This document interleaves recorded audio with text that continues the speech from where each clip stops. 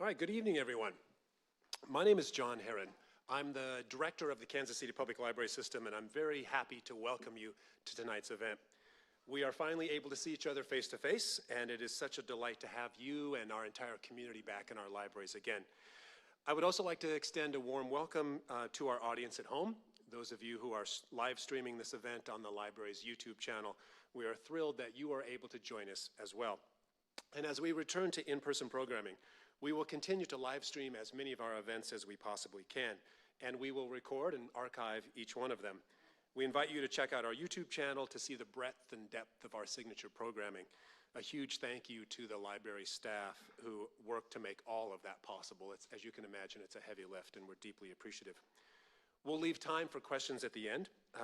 Those of you in this space can, we're intimate enough that you can just raise your hand and shout out your question. Those at home can submit their questions via the YouTube live chat box, and we'll get to as many of those questions as we possibly can. Well, on to tonight's event. When Michael Mardikes began visiting Thomas Hart Benton at his home studio in Kansas City in 1956, his challenge was a big one.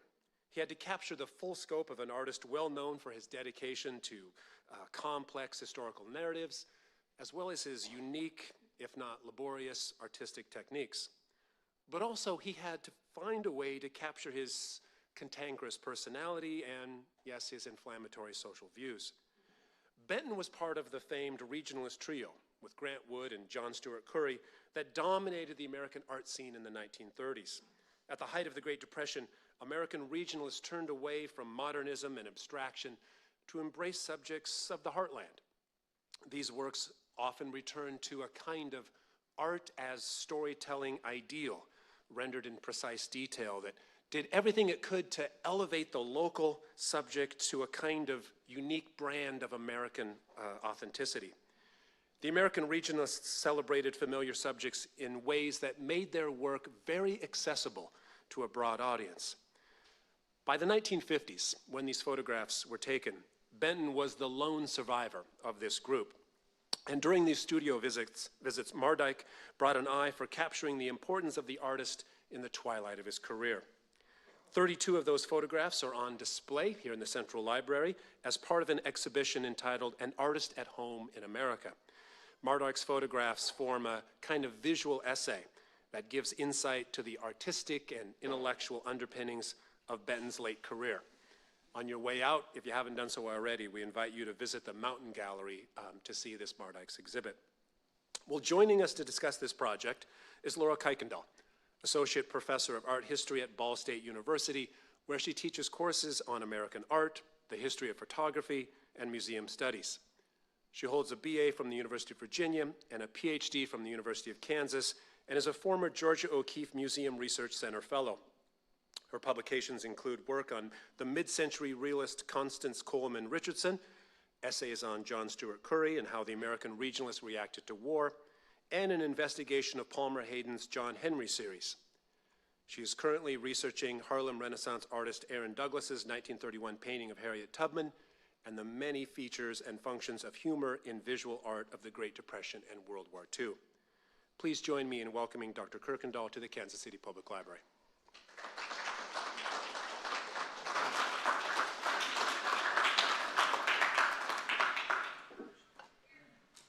Good evening, everybody, and thank you, John, for that introduction. It's really nice to be back in the Kansas City area. I lived in Kansas for 7 years, I think, something like that, so it's my pleasure to be here with you all, and I appreciate the invitation. Before I begin, I want to acknowledge and recognize that the greater Kansas City area was the ancestral homeland of indigenous Americans, including the Hopewell and Mississippian cultures and the Kanza, Osage, Otto, Missouri, Kickapoo, and Potawatomi tribes. The Lenape or Delaware, Wyandot, and Shawnee people have also considered this region their home after having been displaced from their ancestral homelands in the East. Today, indigenous people from many different nations live in this region, and this acknowledgement serves as a reminder to me to continue to learn more about indigenous history and support Native people in my community and in my work. So now we'll talk about Michael Mardikes and Thomas Hart Benton. And we'll talk about Native American depictions as well.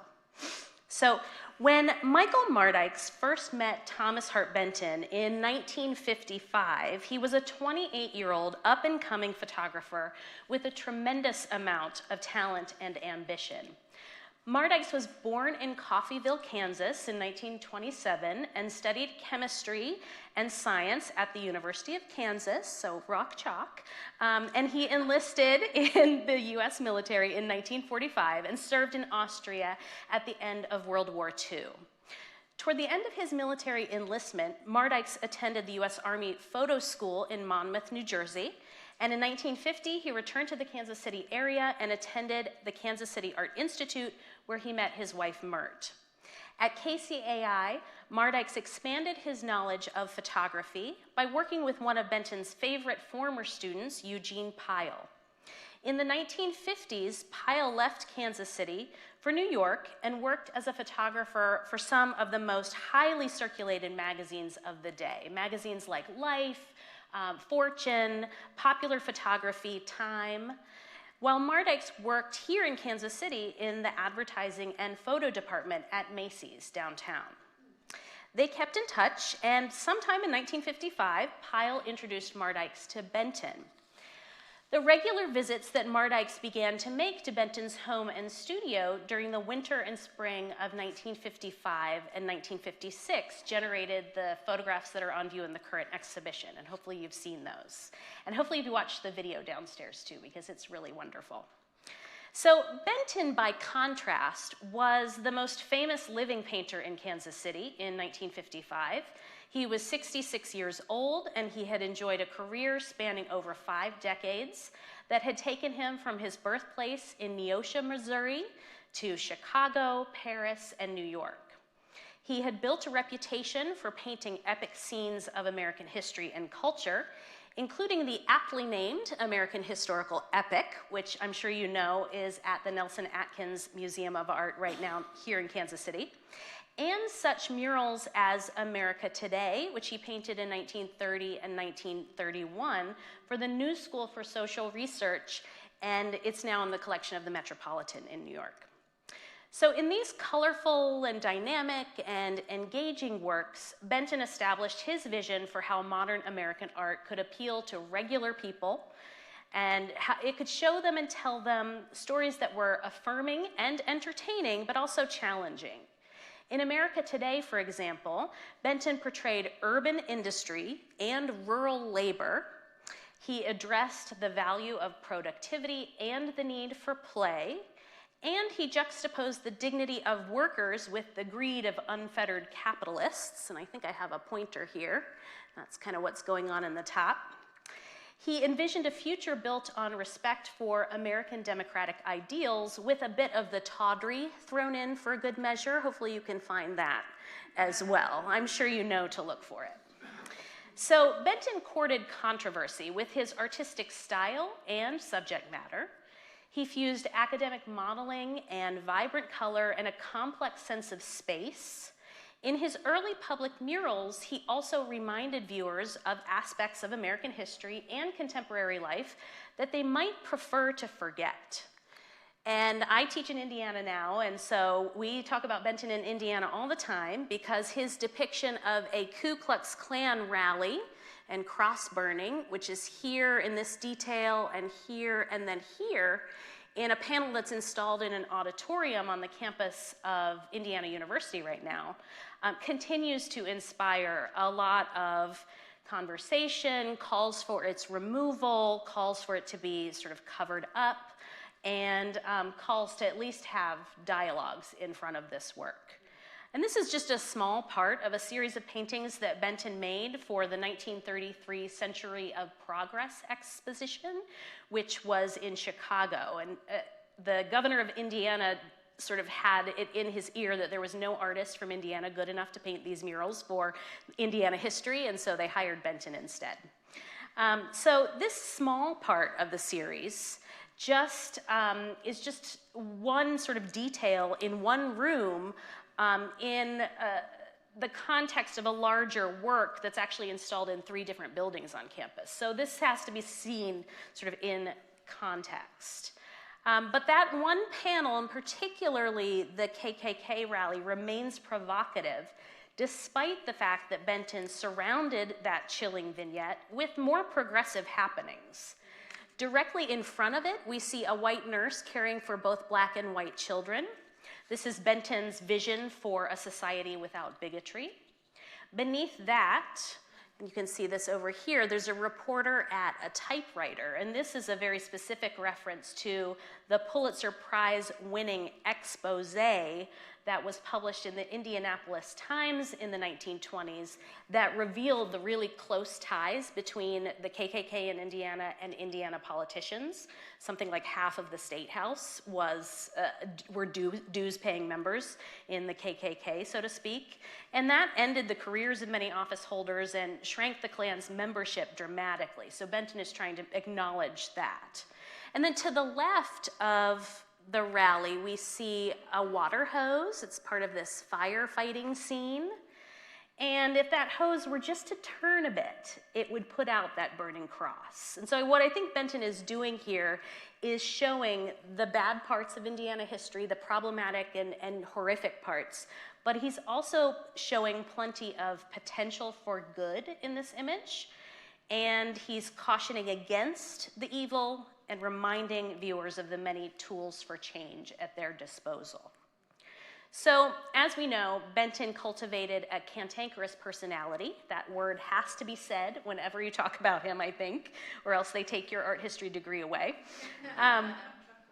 And it really matched his bold artistic vision. So by the early 1930s, he was known nationwide as the most outspoken of the regionalist triumvirate, which I know you all know included Midwesterners John Steuart Curry from Kansas and Grant Wood from Iowa. And Benton's self-portrait appeared on the December 24th, 1934 cover of Time magazine, which marked a high point in his ascendance as a public artist in America. In that work, painted in 1925, before Benton had secured any of the murals that I've just shown you, Benton aims his look out of the canvas at us, off of the Time magazine cover as well. He's looking out with this stern and sidelong glare, and he holds his paintbrushes like torches. Hopefully you can see that detail right there. He carries a confidence that matches his ego and aspirations. And because this is a self-portrait, we have to remember that Benton is looking not just at us, the viewers, but also probably at himself in a mirror as he paints his own image. So that intense gaze manifests the intensity of Benton's commitment to painting America as he saw it and as he understood it for a wide audience. Shortly after the profile in Time came out, just as Benton seemed to be approaching the height of his career, he decided to come home to Missouri because, as he lamented, since the Depression, New York has lost its dynamic quality. Whereas the American public remained fond of the more pastoral landscapes and folk-inspired narrative scenes that the Regionalists produced throughout the 1930s, some of the loudest voices in the New York art world, apart from Benton's own voice, were less convinced that Benton's politics and style suited the various economic, social, and military crises of the moment. Advocates for abstraction considered regionalism escapist and nostalgic, and insufficiently aligned with the leftist politics of anti-capitalism and anti-racism. The painter Stuart Davis, who's here at a protest, as he was known to find himself, he was one of the harshest critics of Benton and the other regionalists. He actually referred to the fascist tendencies of the American Scene School of Benton and charged that Benton's images and his figural style, especially of African American and Jewish characters, were offensive and potentially racist.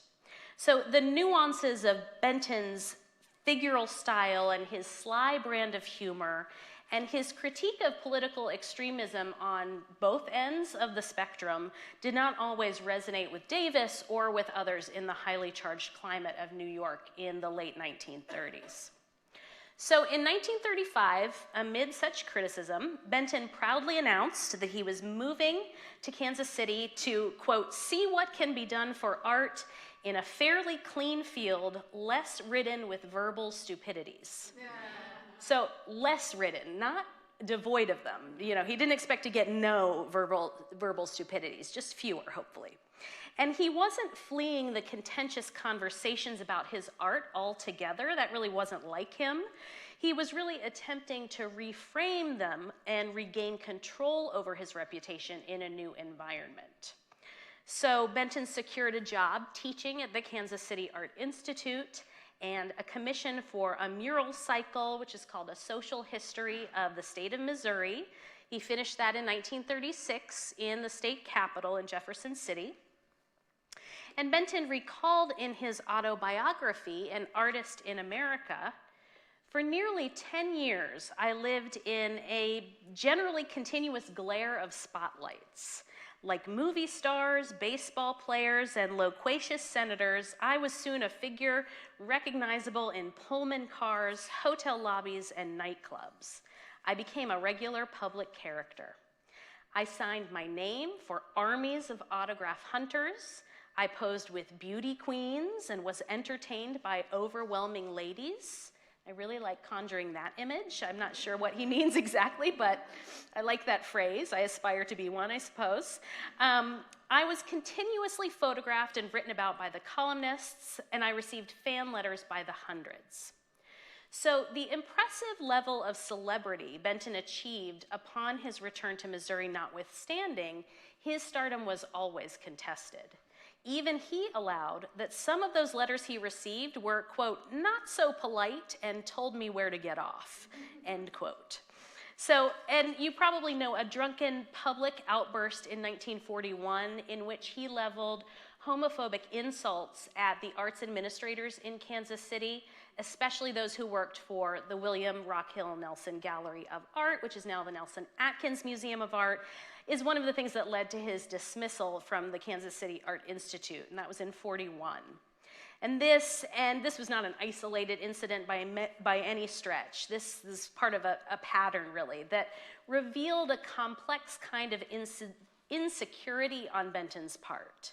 His reputation as an artist was really bound up with his own understanding of heteronormative masculinity, and he sensed that his stature in the art world was decreasing, and he railed against the intellectualism, elitism, and what he called sterility of American museums that he thought failed to support living artists sufficiently, including himself. So as he became increasingly defensive and belligerent, and audiences and critics grew less patient with his coarse manner, they were less willing to forgive his tirades. And Benton found himself sort of in another set of wrong conversations. So whereas Benton spent the years of the Great Depression advocating for the ideal of a populist industrial democracy, by the time World War II began, the promise of New Deal reform was overshadowed by more urgent threats of fascism abroad.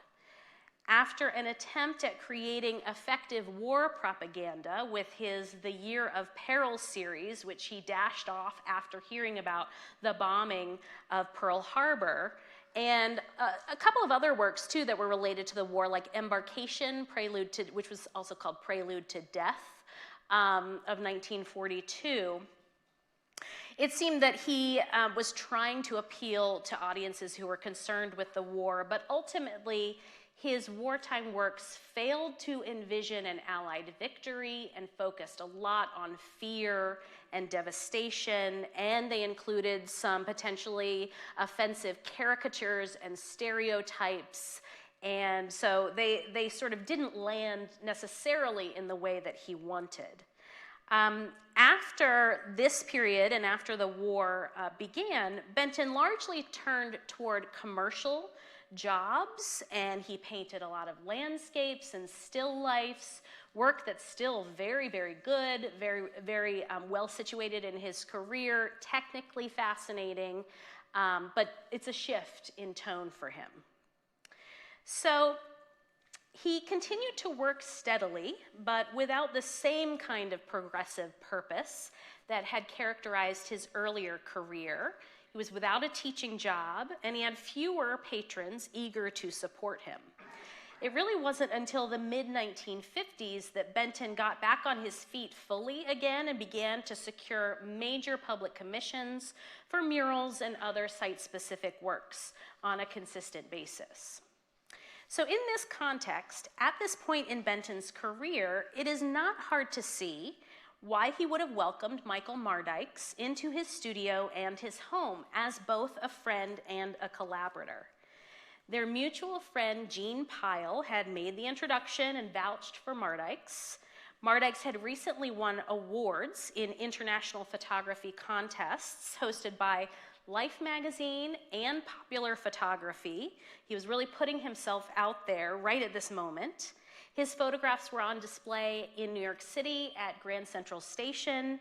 They were published in the 1955 issue of Popular Photography, and I just flipped through that magazine, and there are several of Mardikes' photographs, I think a total of 4 in that issue, including this one in the middle, Mr. Smith, for which he won these awards.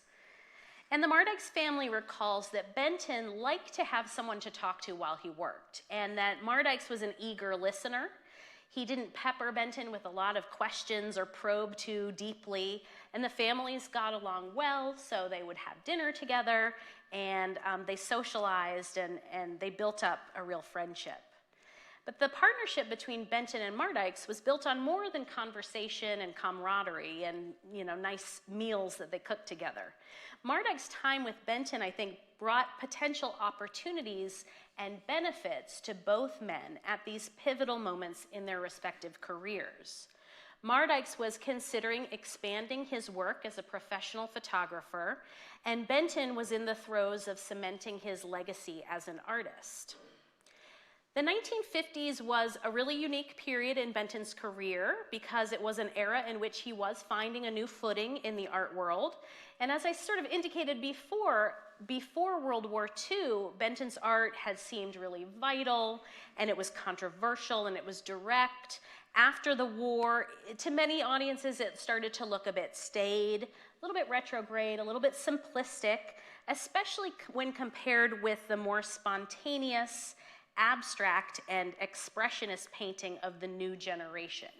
And I wonder if any of you have seen this cartoon before. It's a mainstay of discussions of sort of the transition in American art between realism and abstraction. This is a cartoon by Ad Reinhardt from 1946, which is a very intricate family tree of modern art in America that stems from Braque, Matisse, Picasso, Cézanne, Gauguin, Van Gogh, and there are all kinds of living and vital artists on these branches, including Joseph Albers and Willem de Kooning and Jackson Pollock, who are young bucks kind of making their way in the New York art scene. And then you can probably guess who's out to pasture or in the cornfield. I'm mixing my farming metaphors, I know, but there are tablets, there are ears of corn. They almost look like gravestones too, and there's one for Benton, there's one for Curry, there's one for Wood. So, how to look at modern art in America. It doesn't bode well for regionalism, for sure. So, and not to mention, to add insult to injury, one of those limbs is about to break off, and it's being dragged down by the weight of things like subject matter. So it's brutal, but it's sort of perfect at the same time. So though Benton professed, when he left New York City, he professed to want to leave the city and its art establishment behind as it had largely abandoned him, he was still fully engaged with the most effective gauge of his reputation, which was the national popular press. So Benton thrived off of exposure, and he relished the actual substantive debates about his work and about the politics of art and history, and he paid very close attention to the reception of his work and of American scene painting and regionalism more broadly. He became relatively despondent, though, around 1950 or so, when he said in his autobiography that he sensed that regionalism was really being pushed out of history and that his active years were over. Another thing that we need to know about this moment in American art is that in the 1950s, by the 1950s, photographs of artists at work in both popular arts magazines or contemporary arts magazines and popular sort of nationwide magazines were mainstays. And both Benton and Mardikes would have known the utility, they would have really understood sort of the use of this genre of visual reporting. In addition to the cover story in Time that featured Benton on the cover in 1934, the Regionalists had been the darlings of Life magazine from its very first issue in 1936, which touted John Steuart Curry as the greatest painter Kansas has produced. So that's right here. Grant Wood's Spring Turning, which is a painting he made in 1936, got a 2-page color spread in 1937 in Life magazine, and the magazine emphasized that this is more than half of the full size of the painting, so they knew this was a big deal. And Benton and his work also appeared in Life dozens of times during his career, beginning when Life magazine covered the controversy surrounding his Missouri murals in its March 1st, 1937 issue. So it's really covering him as things are unfolding. The essay then went along with the photographs of Thomas Benton painting a history of his own Missouri, chronicled a legislative session that Life explained included a most violent discussion, outbursts of acrid comments, and calls to have the murals obliterated. They quoted someone talking about the garish painting style and unsavory content in the murals that Benton painted in Jefferson City that included images of a lynching, Frankie shooting Johnny in a saloon from the old song, and of course the Kansas City political boss Tom Pendergast. But Life seemed to have some fun with the criticism of Benton because it published a photograph of one of the representatives, Max Asatsky, right here, smoking a cigar. And it looks so much like Tom Pendergast. I think they're kind of, it wasn't exactly, spread out like this, but I think viewers would make the association.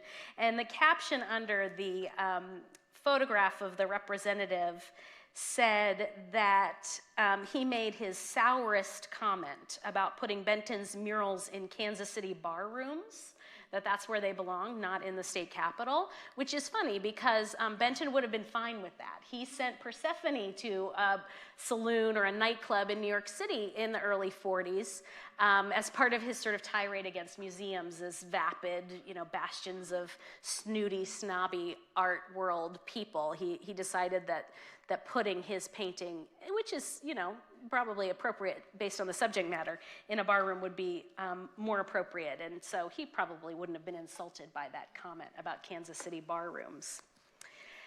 So Life's captions also gently ribbed another sensitive senator, that's what he called him, who complained that when he went into the lounge in the state capitol, he felt like the walls were falling on him.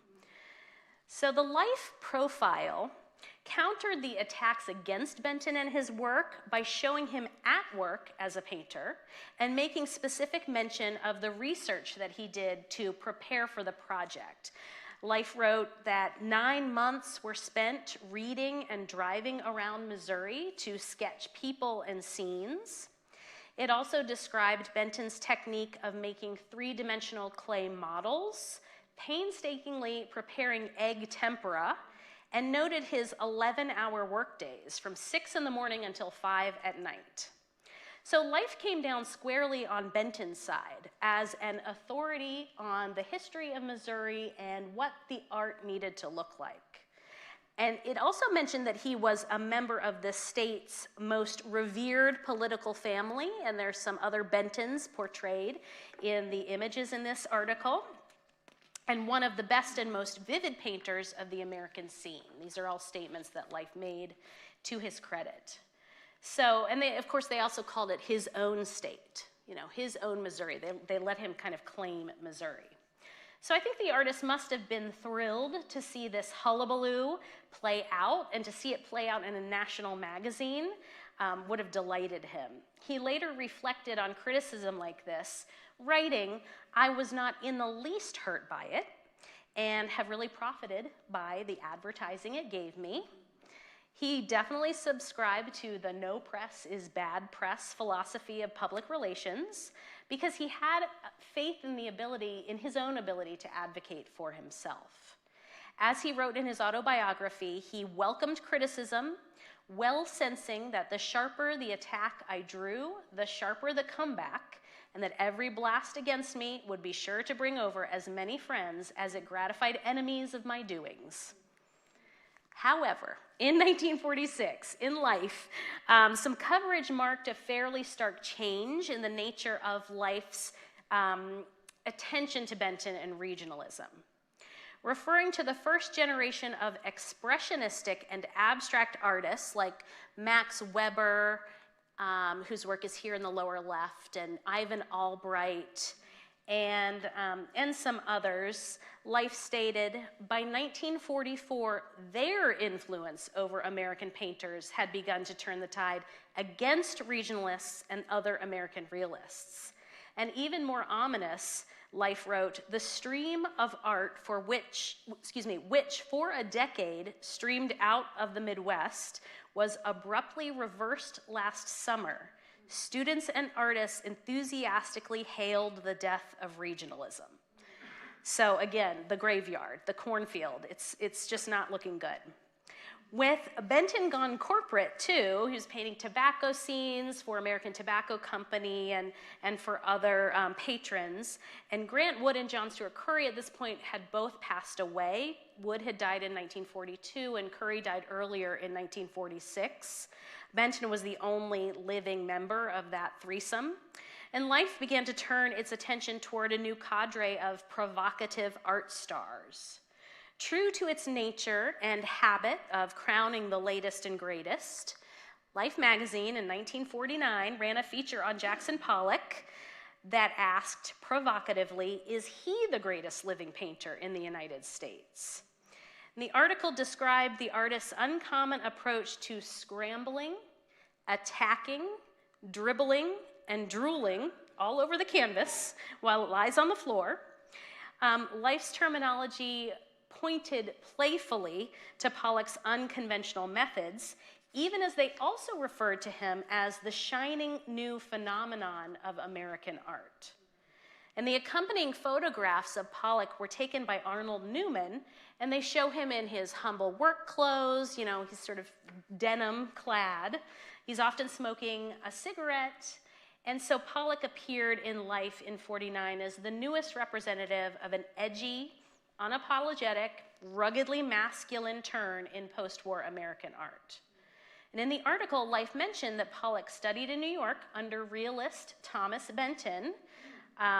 He studied with Benton at the Art Students League. And it said, he studied in New York under realist Tom Benton, but soon gave this up in utter frustration and turned to his present style. So Pollock had been Benton's student, occasional model, and very close friend of the family, and he could also be heard around town saying things like Benton's example gave him something against which to react very strongly. Surely that must have made Benton sit up and pay attention, and he was definitely reading Life magazine religiously and following his former pupil's success. Similarly, Art News, which is a less popular magazine, more focused on art world enthusiasts, began a series called An Artist Paints a Picture, which flourished in the 1950s with features on Pollock and other titans of this new artistic generation, including Willem de Kooning, Larry Rivers, Joan Mitchell. The artists were also photographed at work and interviewed by prominent critics or historians or sometimes friends and fellow artists like Thomas Hess, Irving Sandler, Fairfield Porter, and Elaine de Kooning. Benton and his work had appeared in art news regularly from 1929 until, and throughout the 30s and early 40s, but he was not mentioned in art news at all from 1947 until 1964. So again, when we look at Mardikes' photographs, I want us to really think about this very sort of special time in Benton's career where he was kind of floundering a little bit in terms of his public attention. And the void that was left in life when they weren't covering Benton was filled by articles on the new American avant-garde, particularly those who were making abstract and non-representational works of art.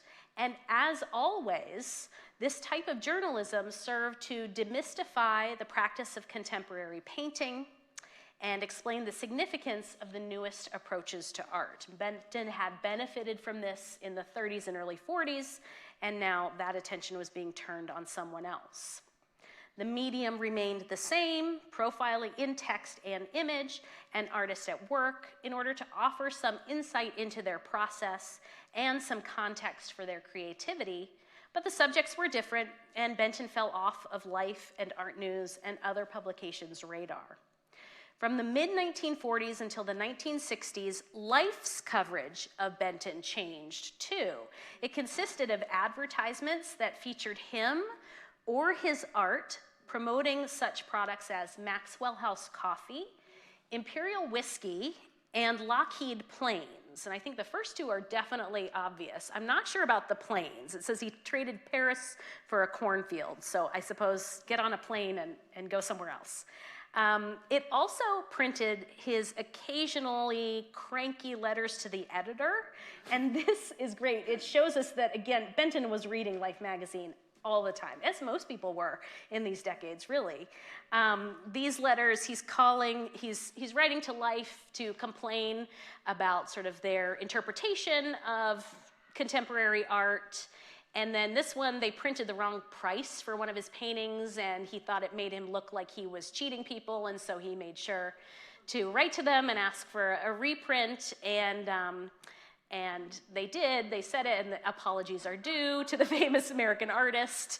I think there's a little bit of a tongue-in-cheek there, perhaps.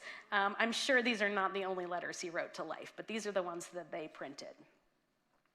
So, Benton was no longer the focus of intense artistic debate or attention. He was a member of the old guard, but he certainly longed to continue his career. He never stopped painting. He never slowed down.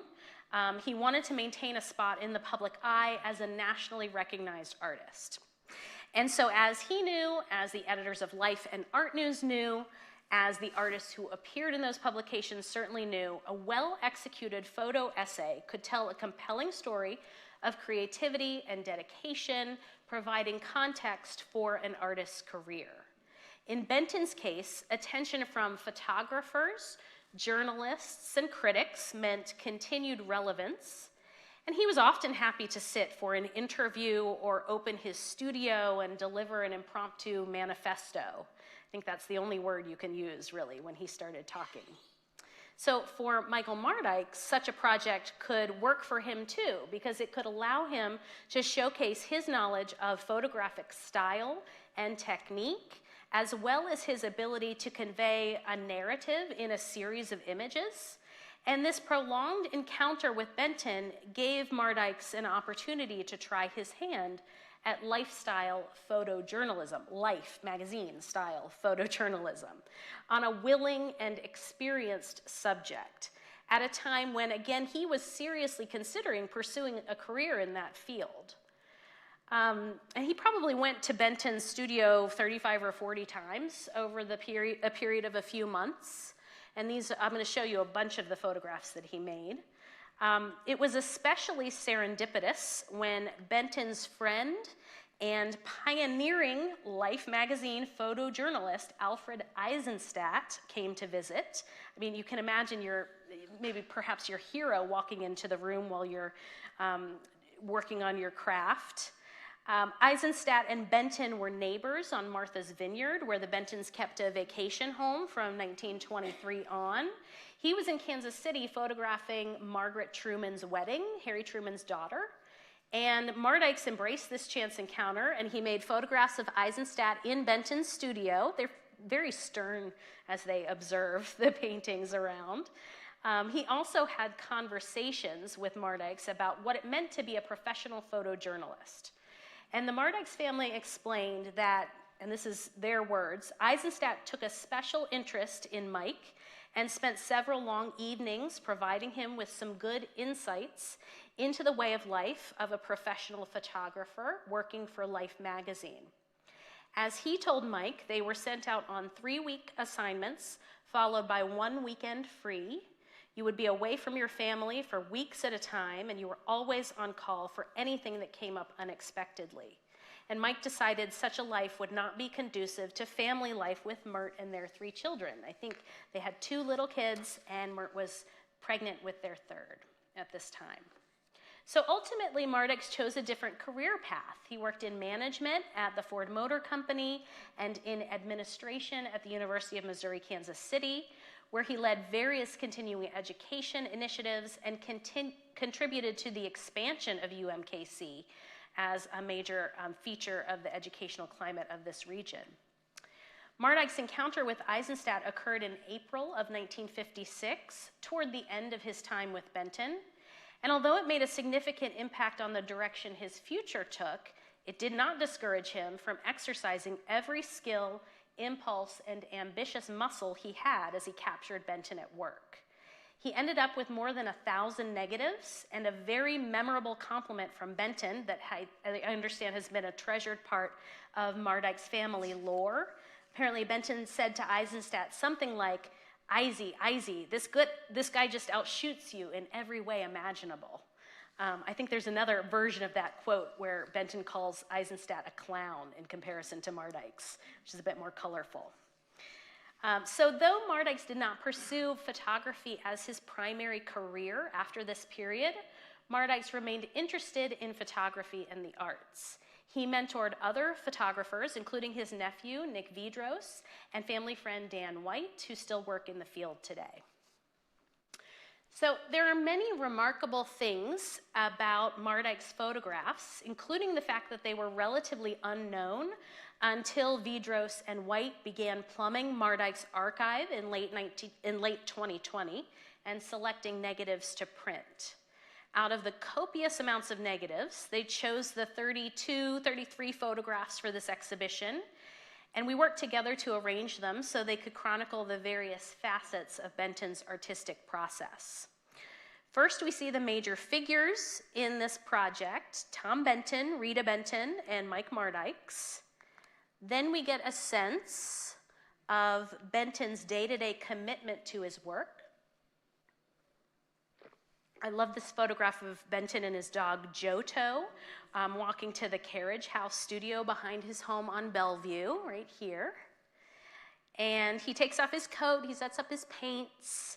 Mardikes also captured some of the clay maquettes that Benton sculpted as he prepared his paintings. These are sort of 3-dimensional sketches that he made, which he could light, he painted them in color, and he could kind of work with depth and dimension in his painting, and it helped him actually obliterate some of the shadows in his work by playing with light in these models.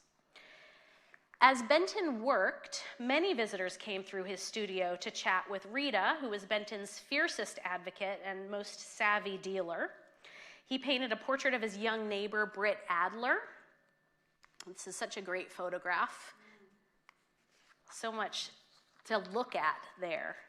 And patrons arrived to check on Benton's progress with their commission, and at the end of the day, he broke for cocktails. Sometimes in the middle of the day, he broke for cocktails. He sat down to a bowl of food, a glass of wine, a smoke, and the next day he did it all over again. Many of these photographs are united by an attention to the act of looking. Mardikes' act of looking, Benton's, many other people's, even ours. And in that regard, they show Mardikes' engagement with contemporary attitudes toward photography as an intentional and expressive act in its own right. So he focused on lenses and mirrors and frames in many of these works. He experimented with light and contrast, and he had a particular skill and talent for capturing the color black. So look for that when you look at the prints in the exhibition especially. He often created elaborate compositions in which figures and forms are doubled. That is, they're seen twice from different perspectives or in different sizes or guises, as body and shadow, for example. Watch for that in a later photograph I'm going to show you. And so he's really creating puzzles for our eyes to solve, and he rewards close looking and persistent attention. The images of Benton's diminishing glass, these two especially, which is a device that allowed him to see how the formal organization and color patterns of his paintings would look from a distance as opposed to a magnifying glass, which would zoom in. These I find particularly captivating. I can't help but think of the many types of looking and framing that are implicit in these photographs. In one case, so when I look at this work on the left, I see Mardikes, I remember that he is looking through a camera which has a round lens, and then he's looking at Benton, who's looking through his glasses and his circular diminishing glass. And if we look through that glass ourselves, we see a sort of reduced and oblique look at a corner of his studio, where we see one of the windows with its panes, and we know that that leads to the outdoors. In the other image on the right, the diminishing glass is perched in a matchbox, and it's tilted slightly, and its round lens contains a fairly in-focus view of Benton at his canvas. Mardikes must have noticed the playfulness of the circular glass emerging from the rectangular box that has a rectangle on it and a diamond. And these little shapes highlight the role of geometry and structure in Benton's work, in his studio too, which is just filled with things, and all those things are shapes, essentially. And that's also important to Mardikes' photographs as well. So as you look through these works, especially that photograph, look for other circles, rectangles, diamonds, other shapes in that scene.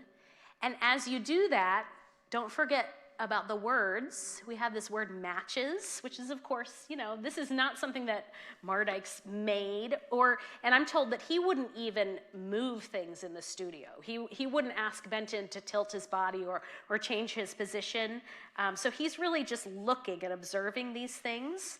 And I think if you look at all of these shapes and notice the word matches and even the word diamond, we see that Mardikes is making some pretty sneaky references to the act of looking, and he's creating visual rhymes and relationships. The word matches relates to the nature of the photographic act itself, which is to create a visual record of an experience that perhaps matches or evokes or reproduces the original event in a complex way, not in a neutral way, not in a dispassionate way, but in a way that is controlled by the photographer. There's a kind of deadpan humor to some of Mardikes' images, and I think this portrait shows that. This is one of the visitors who came to visit Benton's studio to observe his progress on a painting. She stands in the foreground, staring directly at Mardikes' lens, looking fairly disinterested in being the subject of a photograph. The woman, we know her as Mrs. Jones, is held in this image by the blackness of her overcoat, which flattens her form. And the lines of the radiator columns over here kind of echo her verticality, and they also line up with what I assume are the buttons or the snaps on her jacket. The triangular frame to the right of her body, right here, sort of corresponds to the rise of her head and shoulders, and the various frames and window panes behind her and around her kind of bear down on her from above. This one's sort of perched on her shoulder, kind of just there, like a little angel, or maybe a devil talking to her about what it's like to sit still for a portrait. There are two distinct horizontal shapes that pin her to the background and tie her form to the complexity of Benton's studio. There's this, which I think is the radiator pipe, and then there's this part of the framing of that window that just kind of tether her to the scene. And then again, over Mrs. Jones' shoulder are pictures of not one, but two additional portraits that are looking out at us, and they're both relatively stiff or suspicious or bored. The one on top is one of Benton's earliest self-portraits from 1912. So all of these components come together to emphasize the stillness inherent to the act of posing and the frozen instant necessary to capturing a likeness in paint or with photography. The ostensible focus of Mardikes' observations was Benton's recent commission to create a painting for the Kansas City River Club. It's known as Trading at Westport Landing, or Old Kansas City, and Benton described it at an unveiling party in May of 1956 as, quote, an imaginary representation of Kansas City in her first years, in the years, say, between 1840 and 1850. It symbolizes the trading spirit that motivated Kansas City's early days, a spirit which, in a different form, is still here. He identified the white trader here with a trinket that he hopes to trade for the furs that the Native American couple have on offer. Here's one. The trader's wife and son wait by the wagon to the right as a French trapper comes in on a horse at the left. And all of these figures have convened on the bluff that looms over the confluence of the Kansas and Missouri rivers in what's now the Quality Hill neighborhood, just not too far from us now. The background includes a riverboat, and there are wagons that are being unloaded, and then they're kind of driving cattle to territory farther afield. The indigenous couple here is meant to represent the Lenape or Delaware and Wyandot and Shawnee people who were populating this specific part of the Kansas City area in the early 19th century. Benton hired a Navajo man who was a student at the Haskell Institute, which is now Haskell Indian Nations University in Lawrence, as his model. And as was his practice, he also researched the history of trade and migration and settlement in Kansas City and connected the past with the present as he developed this theme for a specific audience of the city's business leaders and politicians at this private social club. Benton was also beginning two paintings for the powerhouse of New York State's first hydroelectric dam during the period when Mardikes made his visits. These works, the Seneca Discover the French and Jacques Cartier Discovers the Indians, commemorate the French explorers' arrival on Haudenosaunee or Iroquois Six Nations land. Though Benton based his interpretation for these paintings on Cartier's own journals, he also studied indigenous artifacts in New York museums and sketched models from the Seneca and Cayuga nations in Oklahoma, where they settled after being driven from their ancestral homelands in the Northeast by European settler colonists. He made the indigenous figures and their homes, their farms, their labor, their crops, prominent elements of these paintings. They're really filling the foreground in both cases. And Benton's painting style did tend throughout his career toward romanticized stereotype and sometimes caricature. As art historian Austin Barron Bailey, though, explained, he also made an effort to portray Native Americans as important, serious, and inextricable subject matter for public art throughout his career. So whereas in earlier works, Benton might have confronted the more troubling aspects of racism or violence and conflict in American life, in these later works, including the New York murals and Trading at Westport Landing, Benton emphasized the indigenous Americans' importance as members of this nation's history and caretakers of its lands in a manner that also appealed to his mostly white patrons' preference for peaceful histories. Mardikes photographed the party where Benton revealed Trading at Westport Landing, and after explaining his aims for the painting, Benton concluded by assuring his audience that they could tease their own meanings out from this work, and he acknowledged that its historical subject matter and realistic style was quite removed from the avant-garde on view in galleries and museums in the mid-1950s. He suggested to those listening, if it does worry you, and you feel a trifle guilty in being interested in this simple representational meanings before you, all you have to do is stand on your head and look at the picture upside down. You'll then have all the organizational geometry you will ever want. If your head gets sore, you will be compensated by the knowledge that you are in harmony with your more advanced friends. Different from them, however, you may right yourself and find your brains on top again. Then Benton played O Susanna on his harmonica, and a chorus, including his daughter Jessie and Pete Seeger, the folk musician, sang along. So it was a whole scene. And that performance was chronicled in the Kansas City Star. According to the Star, it delighted the crowd in 1956, and I think it stands today as an apt synthesis of Benton's approach to his art and his career. With his explanation of the history of his home state and its significance for the present day, his bold and snarky criticism of the abstract art that had long been in conflict with his own approach, and his grand and folksy musical finale, Benton gave the people what they expected of him: frank and sometimes indiscreet utterances in public. Here we see Benton was a public artist in every sense of the word. He made large-scale works of art that addressed American history and life, and he never shied away from an opportunity to explain or defend himself in the press. He appeared regularly in magazines and on TV, wrote and spoke about art and politics throughout his life, and he even published his own autobiography in 1937, which he added to twice in order to correct the record and weigh in on the persistence and evolution of his career.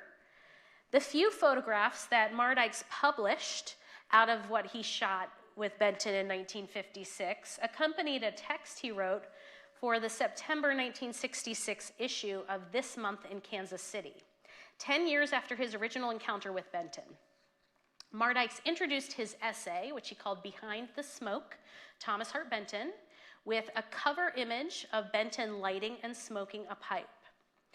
Mardikes' goal was to take on the problem of Benton's reputation, clouded as it was by the inflammatory nature of his controversy-laden career, and to, quote, blow away the smoke that has so long enveloped Benton that he may stand revealed and understood, end quote. Mardikes continued his visual and textual metaphors, referring to Benton's fiery spirit, as he reported on Benton's many accomplishments to date. In Mardikes' own words, the essay was to be a profile with praise troweled on, and he more than fulfilled that aim, describing Benton as a prime example of genius carving out its own niche. Mardikes, I'm told, thought that Behind the Smoke, that photograph, was his best, the best he ever shot of Benton. For me, the photograph that summarizes the goal and effect of Mardikes' series is the one of Benton sitting casually on his couch beneath that 1925 self-portrait that marked his ascendance to fame in 1934 when it appeared on Time's cover. Here again, Mardikes revels in textures, so let yourself kind of follow the upholstery and the curtains and the clothing and the wall and the trim around the doorways and windows. And he focuses on shape as well. And of the many rectangles, some, like the throw pillow behind Benton, are foreshortened into a diamond. Others, like the framed paintings on the wall, are just slightly off kilter.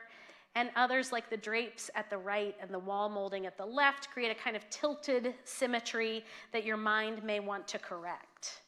And so that makes it a great photograph for me. But then there's also the matter of Benton then and now. We see two portraits of an artist, one near the beginning of an impactful career, the other navigating its later stages. In 1925, Benton's ferocity of purpose is evident. In 1956, perhaps a more gentle pose, a more casual smile, a downward gaze take hold. Benton is at rest. He's not wielding his painting tools. He's not challenging us or himself with his gaze. Benton is, as he later wrote, very much at home in Kansas City, in his career, in his family, and among his friends.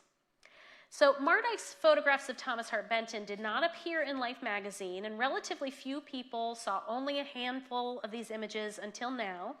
But they offer a compelling portrait of a fascinating artist at a transitional time in his career. After critical highs and lows, attention and disregard, Benton was finding a new way in the art world he created for himself at home in Missouri and in America. Years later, in 1969, he would be in Life magazine again with photographs not by Mardikes, but by his old friend Alfred Eisenstadt.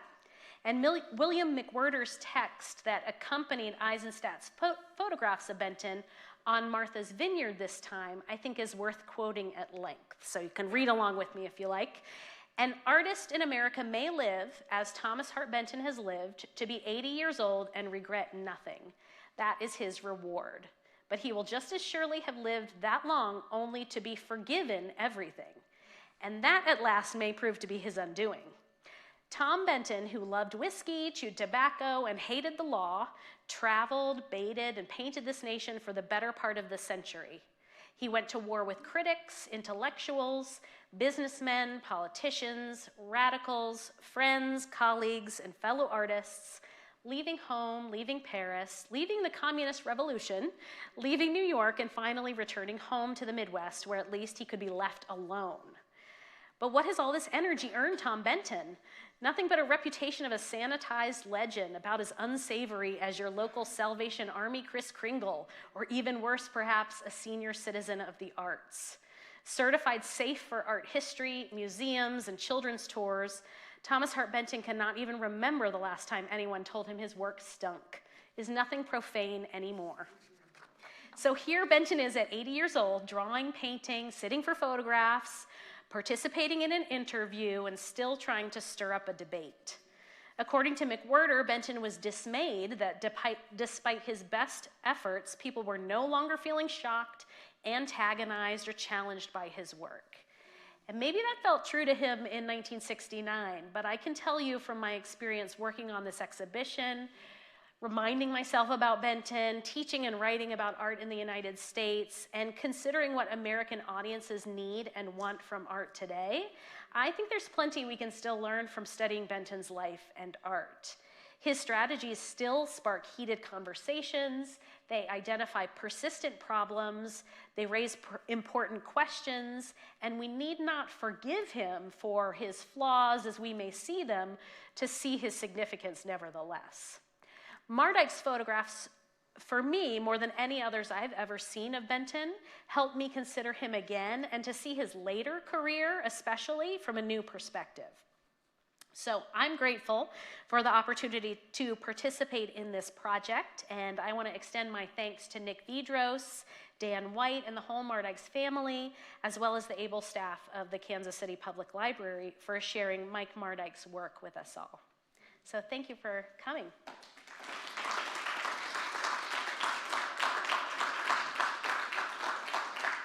Laura, this has been great.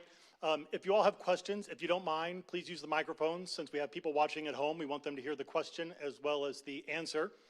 And Laura, I'm going to start here. I'm guessing this probably will mean something to you. Are you familiar with the name David Cantankerous? Am I saying that right? Yes, I am. He's watching online, and he says, "Thanks for a very engaging and informative talk. I learned a lot from it." Thank you, David. I volunteer at the Truman Presidential Library Museum, and there's a Benton mural there. And I was just wondering, was that primarily just fulfilling a commission, or was there a statement, or a point of view of Benton's that is displayed in that mural? I might have, that may have not made the cut. I might have a picture of that though, let me see. Yeah, so Independence and the Opening of the West, that's one of the later murals from this decade. And I think, and it was a commission, and it was sort of an emblem of his new alliance with Truman, who he didn't always speak fondly of until Truman hired him to paint something. So, it's funny how that works out. And I think that this falls into the category of the late work generally, where he is sort of giving us a picture of a broad sense of American history and a kind of, not necessarily sanitized version of what it was like to develop this country and for people to move west and settle in this region especially. But I think it's really consistent with Trading at Westport Landing in the way it depicts white settlers and Native American people kind of coming together, and it tries to celebrate that and focus on the positive. Does that register with what you've seen? That sounds about right. Yeah, okay. Okay, thank you. Thanks.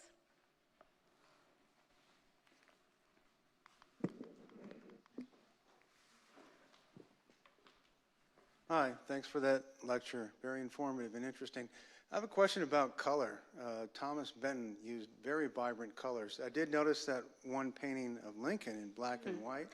Isn't it unusual for an artist to paint in black and white? And did Mardikes always use black and white photography? Or? Mardikes, for Benton's photographs, they were all black and white, and that was pretty typical in the 50s, especially for someone who was sort of practicing the artistry of photography. Black and white was still in the 50s, sort of the medium that you would use. This image of this Lincoln mural, which I took this slide out, but these are sort of some of the other things that fall in line. I know you've seen that downstairs probably. There's a reproduction of the painting at the top downstairs on the second floor, I think, here in this building. But this Lincoln painting is actually in color. This is just a photograph of the brochure that they made when he came for the unveiling. So it's in color, and it's consistent with the colors of his later work, which are a bit more high-keyed even than the early work. So some people use the term garish. I like vibrant. But yeah, they do. I mean, I think the late work looks a bit saccharine sometimes, but that's part of the fun. They look artificial because it's an artificial telling of history. And he was very clear about that. He's imagining history. Can I ask another question? Yeah, please. The painting of Indiana, the Klan, and all that, there was a lot going on there. I don't know if you can go back to that or not. Yeah. But there were planes in the sky, and there was the gal, the circus gal, reaching up in the sky for something, a green object of some sort. Does that have any symbolism? Oh, let's see. I'm sure it does. Now, whether I know the symbolism of that part remains to be seen. So I think this is a tree. So, and the person who commissioned Benton, or who was instrumental in his securing this commission for the Indiana murals, was essentially the head of the Parks Department in Indiana, which makes me laugh because I really love the show Parks and Recreation. So, and that's sort of has nothing to do with this. But, and he's here planting a tree, so there's that. That's sort of one little vignette. And then the circus scene is a reference to the history of Peru, Indiana, which is where some of the major traveling circuses wintered. And if you like the circus, you have to go to Peru. They have a museum, and every summer they have a parade, and they put on an amateur circus with the kids from the high school, and they do all the acrobatics. It's fantastic. It's fascinating. So, so that's where the circus comes in. And then there's some other industry, and then the firefighting is actually a reference to just recent improvements in firefighting technology. So he's trying to celebrate progress in a lot of different ways. And it all kind of pushes that Klan rally into the middle, into the back, and almost tries to smother it, I think. That's sort of his goal.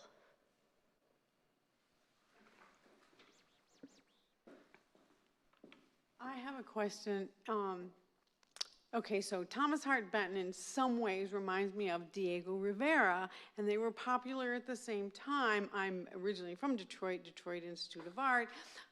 His industry, things kind of like in the early on, but the progressivism there. Yes. It is kind of similar.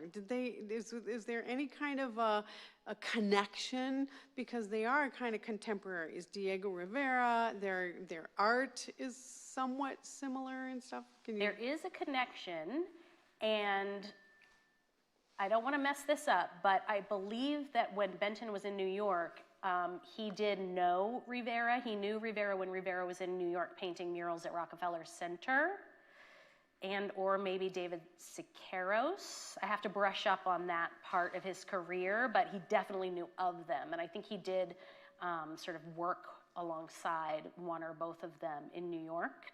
And the American murals that were made in the 30s, and even the government sponsoring those murals in the 30s, is directly related to the Mexican muralist movement, the ideas about progressive change, You know, sometimes it was a little less communist in America, but not always, you know, so. But it's political. It's political. And really, and radical in its own way. And Benton did kind of backpedal from that as he got older and as he came back to Missouri, and he found new strategies. I don't think he necessarily eschewed it entirely, but yeah, visually, in terms of space, organization, yeah, and how nice that you're from Detroit and you got to see Detroit industry anytime you wanted, maybe. Well, you know, as a kid, I moved from there when I was like 12 and stuff. But, it's a classic. Yes, exactly. For sure. And also fresco. So Benton and Rivera both painted in fresco, which is kind of a traditional technique from the Renaissance of painting into wet plaster, which is really difficult using egg-based paint. So they had that in common too. Yeah. So, Dr. Kuykendall, I wonder if you might be able to speak a little bit more about the relationship in the studio between Mardikes and Benton, because you said Mardikes wouldn't move anything when he's doing photographs. Did Benton ever move things around or object to something being photographed, or the angle at which, or did he look at the negatives? Can you speak more about that relationship? Because I think about Benton controlling his narrative, right? So how did that work? Even though they don't really get published, but still, there must be something, because Benton doesn't want to just have his life thrown out. I guess no news is bad news, right? Like anything is good, but what was that relationship like? That's a really good question. So I'm told that Mardikes was sort of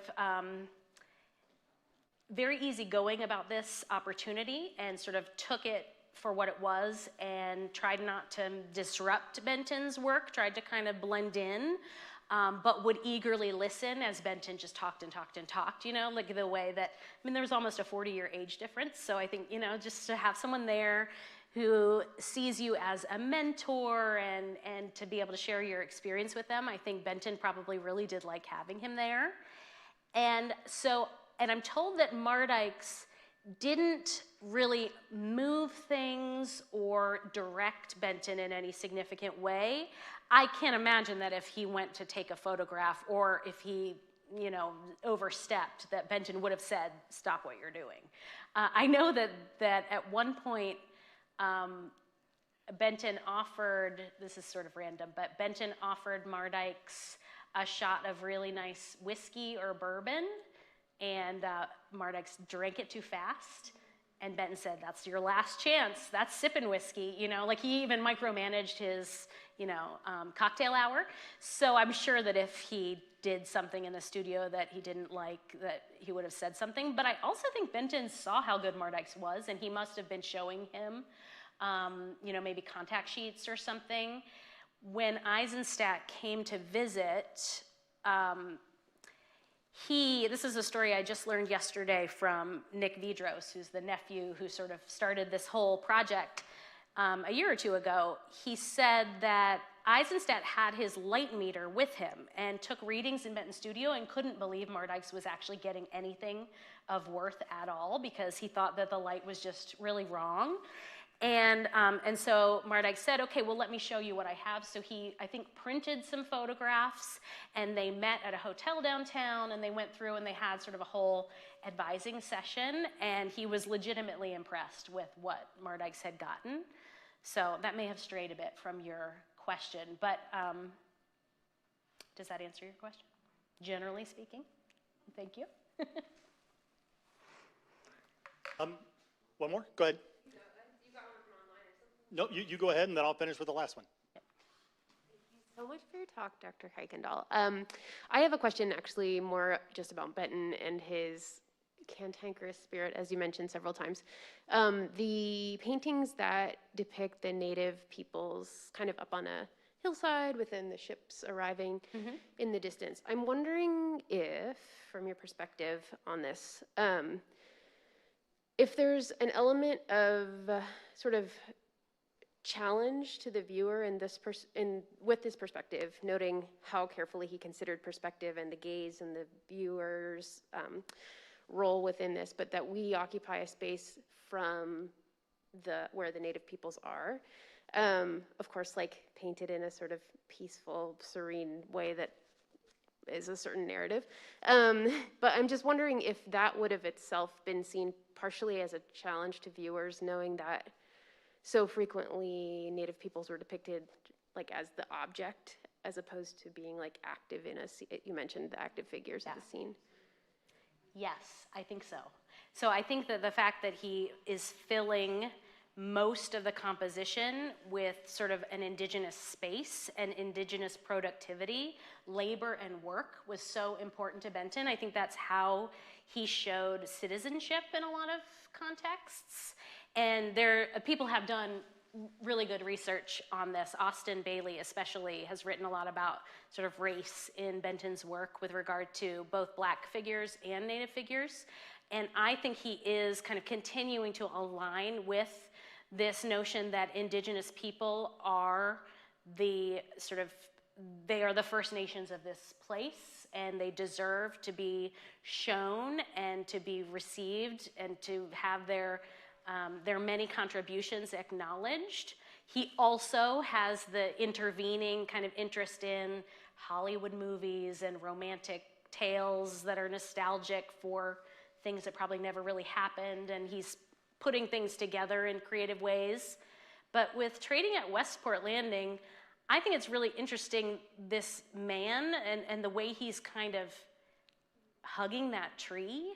It's almost like a protective association for me, and I think there's definitely more to be said about that work especially. It's complex. I mean, I also think it's interesting that the white settler basically is red, white, and blue, so there's sort of a challenge to that too, but I think it's, and even the way the woman's posture changed.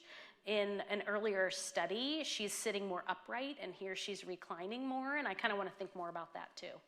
But yeah, I don't think he totally turned from his radical politics. I think he just found different ways of kind of hiding things sometimes because his patronage changed.